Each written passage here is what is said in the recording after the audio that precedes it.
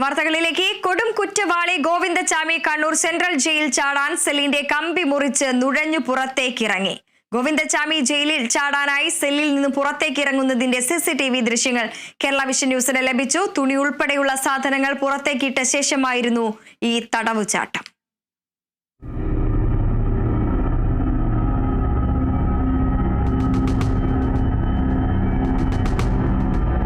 കൊടും കുറ്റവാളി ഗോവിന്ദച്ചാമി പുലർച്ചെ 1:15 തടവ് ചാടുന്നതിന്റെ കണ്ണൂർ സെൻട്രൽ ജയിലിനകത്തു നിന്നുള്ള ദൃശ്യങ്ങളാണിത്.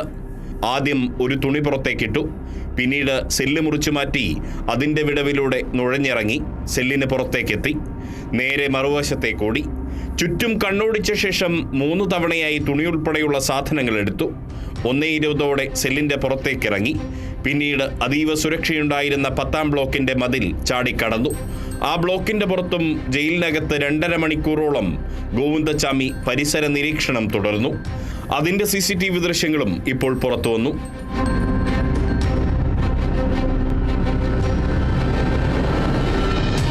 സെൻട്രൽ ജയിലിന്റെ ഏറ്റവും വലിയ മതിൽ തുണിക്കെട്ടുകൾ ഗോവണി രൂപത്തിലാക്കി ഗോവിന്ദച്ചാമി ചാടിക്കഴിയുമ്പോൾ പുലർച്ചെ 4 മണി പിന്നിട്ടിരുന്നു. കൃത്യമായ ആസൂത്രണത്തോടെയാണ് ഗോവിന്ദച്ചാമിയുടെ ജയിൽ ചാട്ടം എന്ന് വ്യക്തമാക്കുന്നതാണ് ഇപ്പോൾ പുറത്തു വന്നിരിക്കുന്ന CCTV ദൃശ്യങ്ങൾ. Riyas KMR, Kerala vision news, Kannur.